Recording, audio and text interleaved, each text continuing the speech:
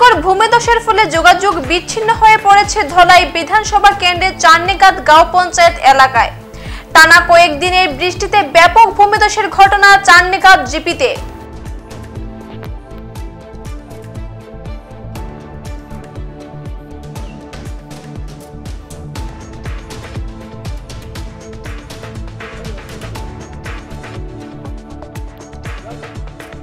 অসম মিজোরাম সীমান্ত এলাকায় ফ্রেঞ্চনগরে রয়েছে একটি বিওপি, রয়েছে 1527 নম্বর ফ্রেঞ্চনগর এলপি স্কুল। ধসের ফলে সড়কটি বিচ্ছিন্ন হয়ে যাওয়াতে বিপাকে পড়েছেন স্কুল কলেজের পড়ুয়ারা। তাছাড়া বিওপিতে থাকা পুলিশ কর্মীদের চলাচল সহ বাজারহাট করতে ভোগান্তির শেষ নেই।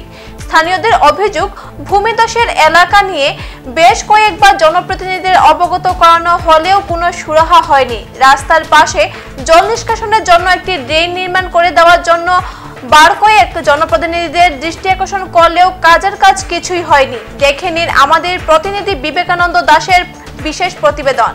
আজকে আমরা এসেছি ফ্রেঞ্চনগর, যেটা গ্রামীণ সড়ক। এই গ্রামীণ সড়কে গতকালকের ভারী বৃষ্টিপাতের ফলে এখানে একটা ধস হয়েছে, যেটা টিলা রয়েছে, টিলা থেকে একটা ধস হয়েছে এবং ধসের ফলে এই যে গ্রামীণ সড়কটি সম্পূর্ণ বন্ধ হয়ে গিয়েছে।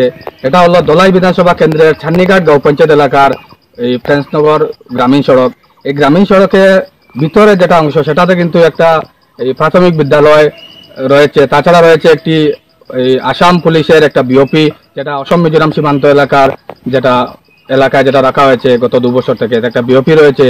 তো এই গতকালকে যে এখানকার যেটা ভূমিধস, আপনারা দেখতে পারবেন যে এই ভূমিধসের ফলে কিন্তু এই সড়কটি কিন্তু সম্পূর্ণ বন্ধ হয়ে গেছে এবং এই বন্ধ হওয়ার ফলে এখানকার রাস্তা দিয়ে যে চলাচলের যেটা সুবিধা সম্পূর্ণ অচল হয়ে পড়েছে।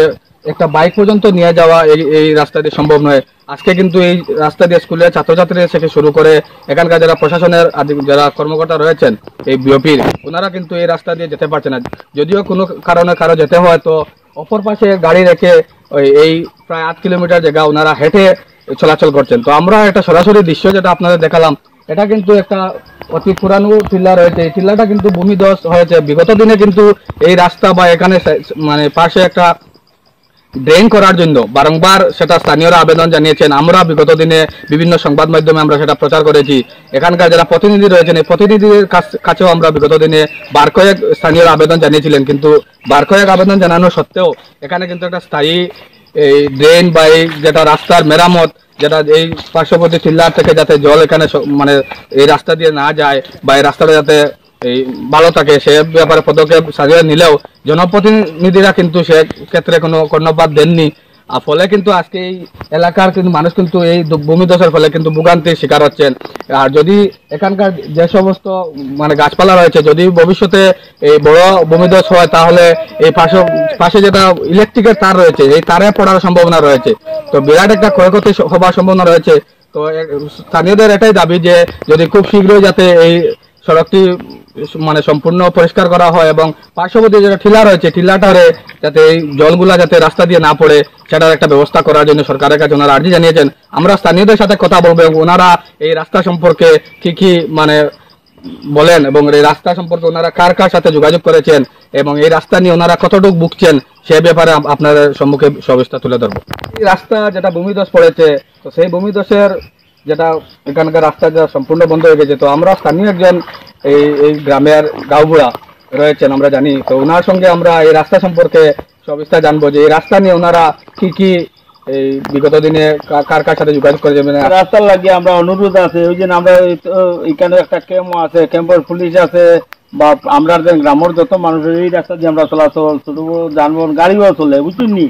আর এই দোষটা পড়তে পড়িয়া রিয়া বড় একটা গাছ পড়িয়া রিয়া বহুত আমরা ক্ষতি হয়েছে। আপনার ওইটা পেছনেও দেখছো গিয়ে কিন্তু কয়েকদিন আগে ওগো ফালানির ঘরে ফরেস্টেও আইও আমরা ধমকি দিছে, ওখানে ফেলাইলাম ইটা করিয়া রিয়া ও যখন আজকে তখন এখন যে মাটি দশ পড়ছে তারপরে এই রাস্তা দিয়ে এখন গাড়ি ঘোড়া সম্পূর্ণ বন্ধ এখানে একটা স্কুলও আছে। তো এটা ছাত্রছাত্রীরা কিরকম যাই না খুব কষ্ট করিয়া আজকে সকালে আমরা ছাত্র ভার করবার লাগিয়া দিয়া ওখানে ইয়া চূড়ার জায়গা আমরা কাটিয়া দিছি। এরপরে মাস্টার ছাত্র আইয়া বহুত কষ্ট করি তারা গিয়া পার হয়েছে। এবারে স্কুল ক্লাস করে পঞ্চায়েতেও কইছি আমরা, পঞ্চায়েতে কইলা কিতা হইব কইয়া এখন আজ পর্যন্ত হইছে না। আজ পর্যন্ত 2 বছর হয়ে যার গিয়া তাই করবা কইয়া করছেন না আজ পর্যন্ত। এখন আমরা কার কাছে যাইতাম? যদি আমরা সরকারে যদি আমরা যদি তোরা যদি হেল্প করো তে আমরা ওই রাস্তার লাগিয়ে খুব আরাম পাইলাম। তো ইতিমধ্যে আমরা এখানকার স্থানীয়দের কাছ থেকে যতটুকু জানলাম যে রাস্তা নিয়ে ওনারা বিগত দিনে বার কয়েক জনপ্রতিনিধির কাছে ওনারা আবেদন রেখেছিলেন যাতে এই রাস্তার পাশে একটা ড্রেন করার জন্য। তো সে ব্যাপারে ওনারা কোনো সুরা পাননি বা আজকের এই ভোগান্তির শিকার হচ্ছেন যে এটা ভূমিধস হয়েছে। তো সম্পূর্ণ কিন্তু এটা গাফিলতির কারণে হয়েছে বলে যেটা অনুমান করেছে বার কয়েক কিন্তু সংবাদ মাধ্যমে ওনারা জানিয়েছেন, এই কিন্তু কোনো সুরা হয়নি। তো এই মুহূর্তে আমি ফ্রেন্সনগর থেকে বিবেকানন্দ দাস, পূর্বাঞ্চল প্রতিদিন। এখনকার মতো বিদায় নিচ্ছি। পরবর্তী অন্যান্য সংবাদ পেতে আমাদের সাথে থাকুন। ধন্যবাদ।